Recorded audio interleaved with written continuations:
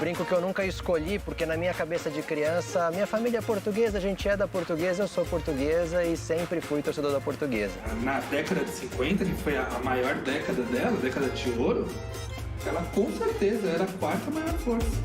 E a Portuguesa passou uma fase muito difícil, mas a torcida, ela nunca abandonou o clube.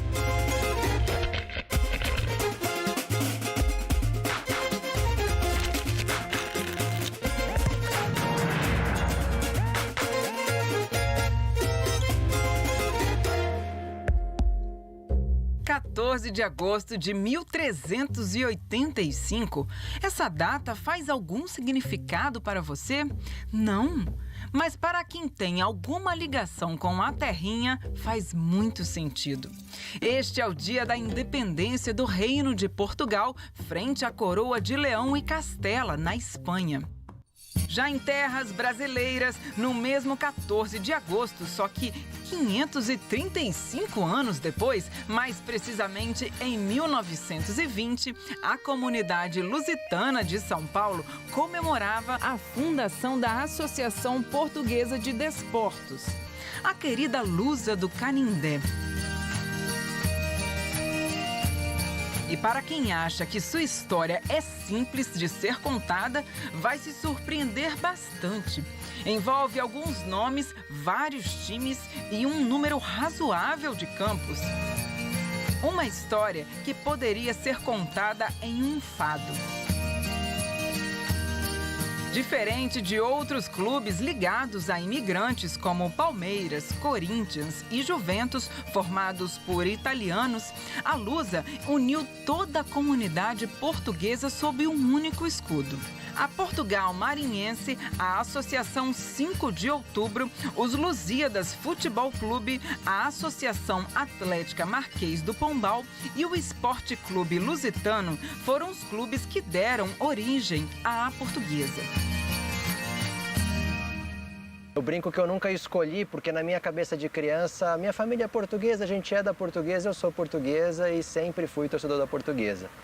Então, isso desde a década de 90, acompanhando os jogos da Portuguesa, praticamente todos aqui no estádio do Canindé. Foi a Portuguesa que me fez me apaixonar por rádio, que me fez me apaixonar por jornalismo, que me fez virar jornalista e que me fez também, na minha profissão, fazer coisas sobre a Portuguesa. As cores escolhidas para o uniforme são as cores da bandeira de Portugal, verde e vermelho.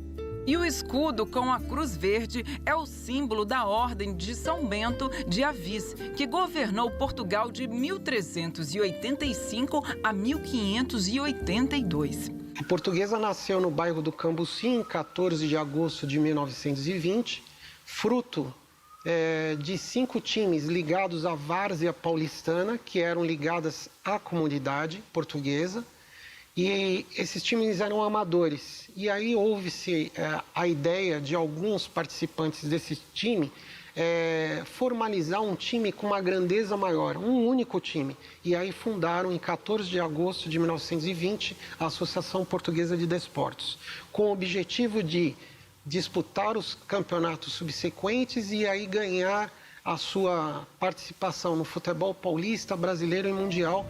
Ao longo de mais de 100 anos de história, muita coisa mudou para a Portuguesa. No ano de sua fundação, 1920, ela se filiou à Associação Paulista. Mas não havia tempo para a inscrição do Campeonato Paulista de Futebol e ficou sem a vaga. E tinha um time, um dos fundadores do futebol de São Paulo, que era o Mackenzie, que estava deixando o futebol, porque o futebol estava começando a se profissionalizar.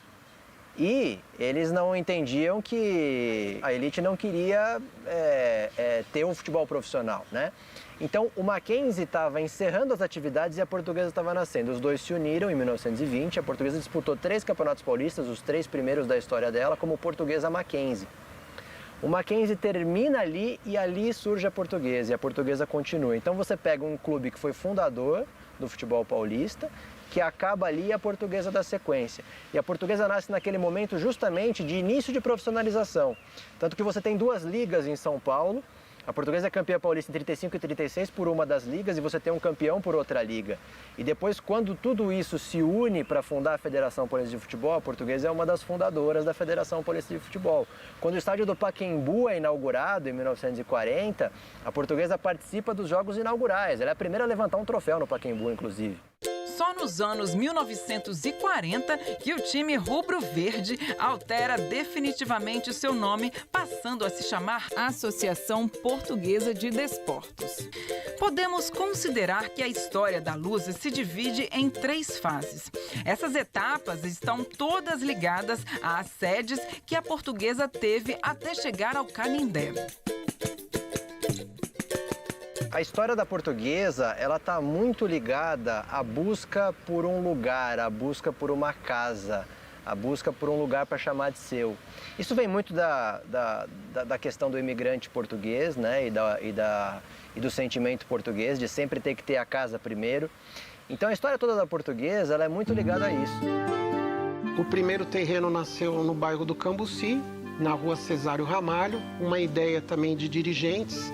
Junto à prefeitura, houve-se um acordo durante 20 anos de pegar um espaço ali que já existia, um terreno que era recreativo, futebolístico na época, e foi aí que se deu a ideia de construir então o primeiro estádio, que é o estádio Cesário Ramalho. O estádio Cesário Ramalho é inaugurado em 25.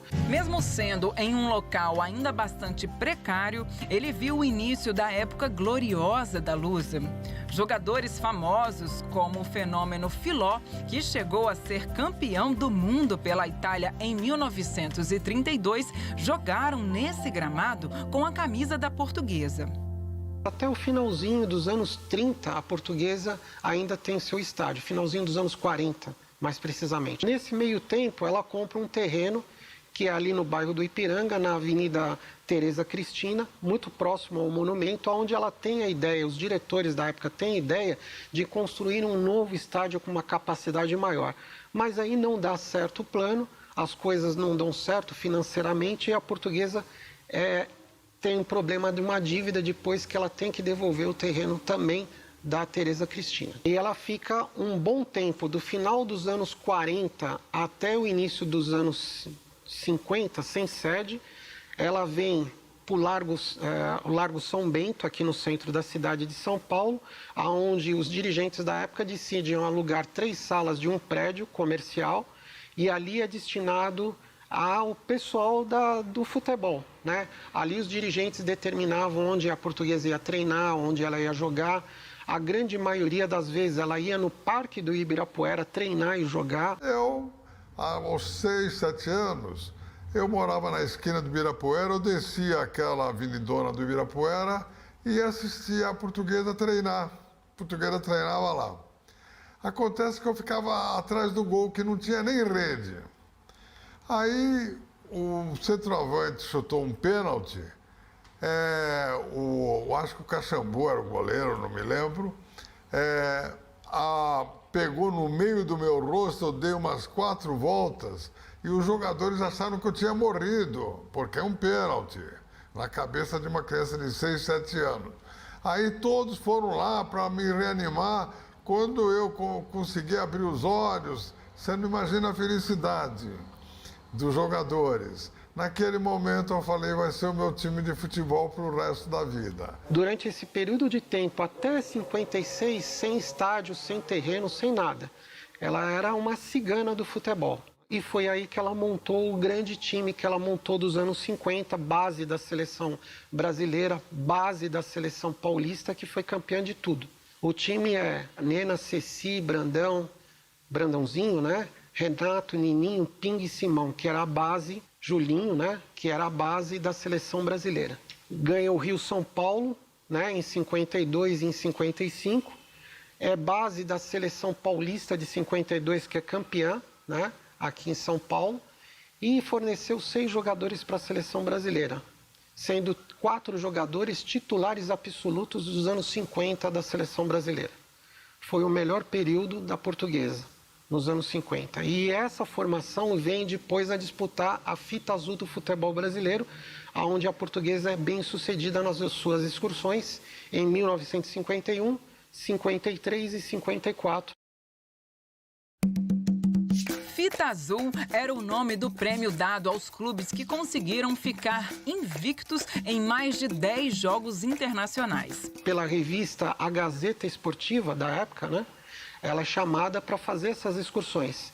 E aí ela recebe essa honraria que era dada ao time brasileiro que ia muito bem nessas excursões. E a Portuguesa consegue levar o nome do futebol brasileiro, a arte do futebol brasileiro, para uma Europa que tinha acabado de ver a seleção brasileira perder no Maracanã contra o Uruguai, né? E ver na Portuguesa uma ascensão do futebol brasileiro. E aí eles fazem bonito pela Europa. Na metade da década de 1950, mais precisamente no ano de 1956, a Portuguesa finalmente encontrou um campo perto da margem do rio Tietê, em São Paulo, que julgava ser o ideal para sua sede desportiva. Só que esse terreno pertencia a um sócio-diretor do rival São Paulo Futebol Clube. A curiosa e sofrida história do Canindé você vai ver em instantes. O grande receio era, e se a Portuguesa perde o Canindé?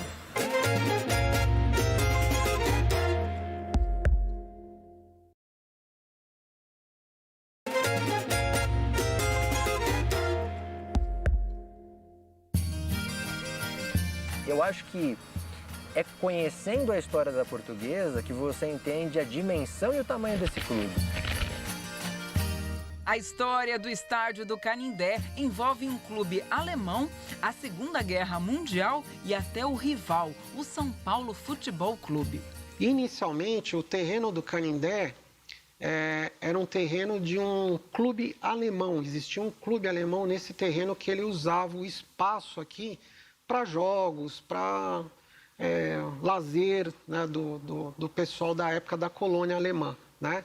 Infelizmente, quando houve a Segunda Guerra Mundial, esse terreno foi confiscado pelo Estado e o Estado passou para o São Paulo Futebol Clube utilizar esse terreno como forma de treinamento, tal. E durante um período de tempo isso ficou com o São Paulo. A posteriori, o São Paulo conseguiu o espaço do Morumbi, o terreno do Morumbi, aonde ele se dedicou um bom número de tempo, de anos ali no espaço e largou o terreno do Canindé. Isso daí foi vendido por um sócio do São Paulo, né? Esse sócio do São Paulo ficou um período de tempo, acho que mais ou menos 4 anos com o terreno, né? E aí, no final de 55 para 56, quando a Portuguesa vende o Julinho Botelho para o Fiorentina da Itália, numa das maiores transações em termos de valor, né, de um jogador na época, é que a Portuguesa consegue esse dinheiro e compra desse sócio, que era ligado ao São Paulo, o terreno do Canindé. Nesse período, o local pretendido pela Portuguesa tinha um campo, um pequeno salão, vestiários e outras instalações para treino. A Portuguesa, quando ela compra, ela transforma tudo. Ela faz a demarcação, constrói um estádio, onde esse estádio é chamado Ilha da Madeira, em formato de ferradura, de madeira e ferro, que é o primeiro, depois do Cambucios, o primeiro estádio real mesmo da Portuguesa, e as primeiras edificações, onde ela tem uma quadra de tênis no terreno, ela constrói uma das primeiras piscinas, aí começa a formação da Portuguesa em termos de clube. Ilha da Madeira porque o rio Tietê fazia lagoas em volta assim das suas várzeas, né? E o terreno era justamente numa forma de ilha. Ele ficava isolado do terreno do bairro do Canindé, ligado somente por pontes de madeira. E ali a Portuguesa construiu o seu sonho, que era ter a sua casa novamente. Os anos 1950 foram excelentes para a Portuguesa. Foi nessa época que a Lusa conquistou seus 2 títulos do torneio Rio-São Paulo, em 1952 e 1955. Em 1956, acontece a inauguração do estádio num jogo entre Lusa e um combinado de Palmeiras e São Paulo. Para a alegria dos torcedores rubro-verdes, a equipe vence a partida por 3-2. Na década de 50, que foi a maior década dela, a década de ouro, ela com certeza era a 4ª maior força. Não era o Santos. né? Mas a Portuguesa também sempre ela esteve em dilemas, né? Sede social, futebol, vou aqui, vou ali, né? Então foram caminhos que a Portuguesa sempre foi tendo que saber para onde que iria, né? A Portuguesa tem Julinho Botelho, Djalma Santos, Brandãozinho, todos jogadores de seleção brasileira. A venda do Julinho Botelho para a Fiorentina, que na época foi a maior transação do futebol brasileiro, permitiu que a Portuguesa comprasse esse terreno aqui do Canindé. Foi nesse período também que o lateral direito Djalma Santos atuou pela Portuguesa. Ele foi o jogador que mais vestiu a camisa da Lusa na história. Em sua história, a Portuguesa sempre revelou grandes jogadores e nas décadas de 60 e 70 em especial, não foi diferente. Nomes como Enéas, El Diablo e Ivair, o Príncipe, fizeram história no clube. E a gente já conhecia o Ivair. Nada melhor do que você ter um exemplo do que foi o Ivair. O Ivair foi um exemplo para nós que estávamos nas equipes de base, sobre como você se portar para ser um vencedor igual ele foi. Enéas, o Enéas teve que copiar a gente, né? Porque eu sou mais velho do que o Enéas. O Enéas, a gente ficava aqui, sentava nas arquibancadas do lado de lá, que a concentração era lá do outro lado. A gente sentava ali e ficava acompanhando os jogos das categorias de base, o infantil, juvenil, o júnior. Então, a gente já destacava que ele, futuramente, ele teria uma grande chance de vestir a camisa do profissional e foi o que foi. Em 1972, com o estádio já reformado com as arquibancadas de concreto, a Portuguesa faz uma nova inauguração, agora de forma oficial. O estádio passa a se chamar Independência por causa da comemoração dos 150 anos da independência do Brasil, com capacidade para 10 mil torcedores. Teve pessoas famílias portuguesas, torcedores da Portuguesa, que doaram cimento, outros doaram pedra, muitos doaram dinheiro mesmo em espécie, outros até joias, que eu até estou sabendo sobre joias também. Existia isso. O torcedor da Portuguesa é implacável com o amor que ele tem a essa camisa, a esse clube.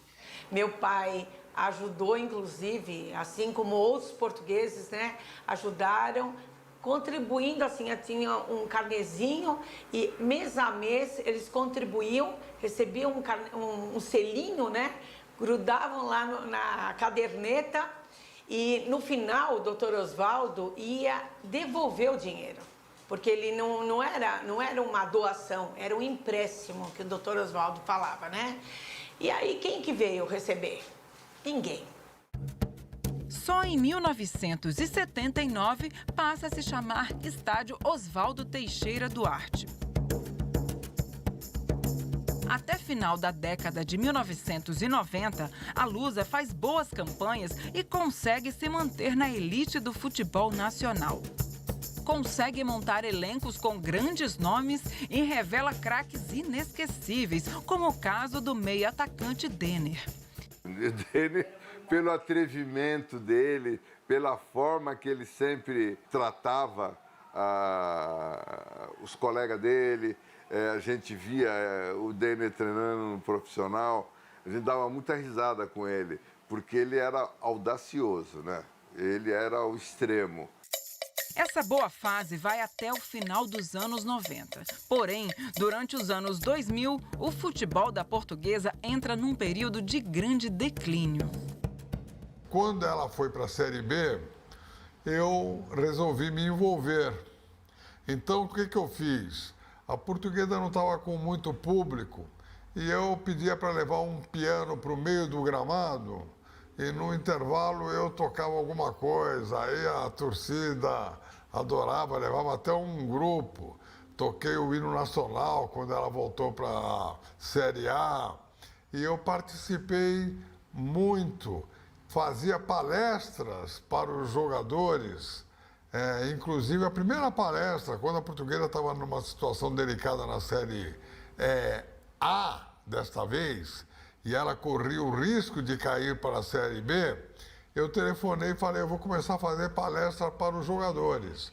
E comecei a falar, na primeira palestra ela ganhou do Corinthians de 4-0 lá no Mato Grosso.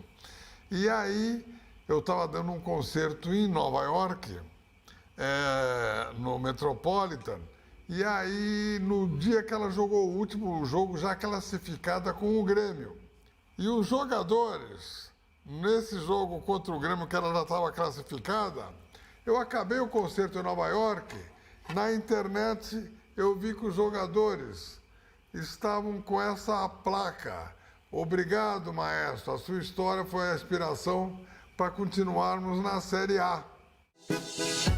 Rebaixamentos, problemas financeiros, confusões com STJD e uma ameaça de leilão do estádio do Canindé quase fizeram a Portuguesa desaparecer do cenário futebolístico brasileiro. Tudo que conseguiram tirar da Portuguesa, tiraram. Só não tirou a torcida que tinha. Tá? Do resto, destruíram o parque aquático, destruíram isso, praticamente destruíram também o estádio Canindé. Aí eu formei um grupo nas redes sociais, né? E pedi ajuda para torcedores. Comecei com 15 pessoas. E nesses últimos anos de derrocada, o que sobrou para a Portuguesa? O patrimônio, o estádio. E a gente viu o estádio ir a leilão, ser penhorado. Graças a Deus, continua aqui. Mas o grande receio era, e se a Portuguesa perde o Canindé? Provavelmente a Portuguesa não conseguiria sobreviver, porque se nem tendo a casa dela, o estádio dela, o campo dela, ela estava conseguindo se recuperar, imagina tendo que jogar num lugar que não é o dela, onde ela não vai ter nenhuma identidade, ainda vai ter um custo altíssimo. Então, quer dizer, a história dela toda está ligada a um lugar, e esse lugar é o Canindé. Ausente da luta por títulos dos campeonatos Paulista, Brasileiro e Copa do Brasil, a Portuguesa começa no ano de 2017 uma campanha para salvar o clube. O torcedor da Portuguesa nunca torceu para esse clube em busca de títulos, porque eles nunca foram frequentes na história da Portuguesa, mesmo nos grandes momentos. Sempre foi uma questão de identidade, sempre foi uma questão de se sentir representado. Tem muito esse lado da colônia, mas até quem não é e vira torcedor da Portuguesa, tem um pouco desse lado da identidade. A gente brinca que... Brinca não, fala sério. Tendo uma camisa verde e vermelha no gramado, honrando essas cores, para o torcedor da Portuguesa, isso já é muito. O apoio do torcedor faz com que a querida Lusa do Canindé saia da UTI. Com o aumento da arrecadação, iniciam-se as obras de reforma do estádio do Canindé. Com quem você conversar aqui de torcedor, você vai sentir que cada um deles que está aqui não está por dinheiro, por cargo, está pelo amor. Amor por um clube que lá atrás a torcida também começou a construir. Me orgulho de usar essa camisa da Portuguesa. Odeio quando fala Luzinha. Odeio quando fala a Lusa morreu, a Lusa acabou.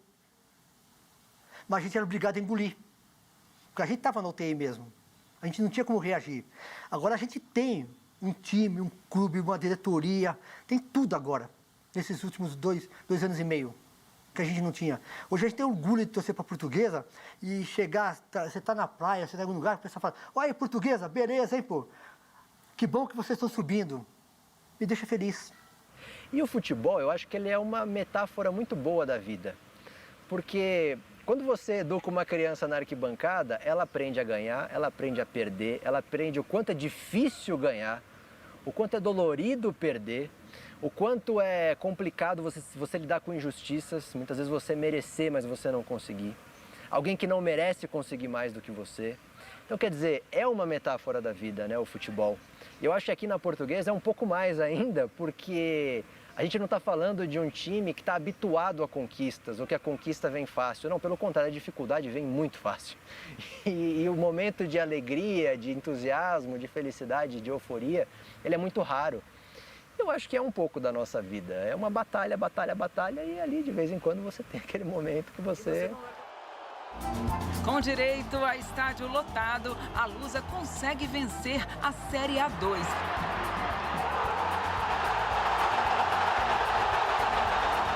E volta à elite do futebol paulista, lugar de onde nunca deveria ter saído. E mais uma vez, o querido estádio do Canindé teve mais um dia de glória. A Portuguesa é um time que, de repente, num momento especial, você percebe que a torcida aparece. Então é o segundo time de todos os times de São Paulo.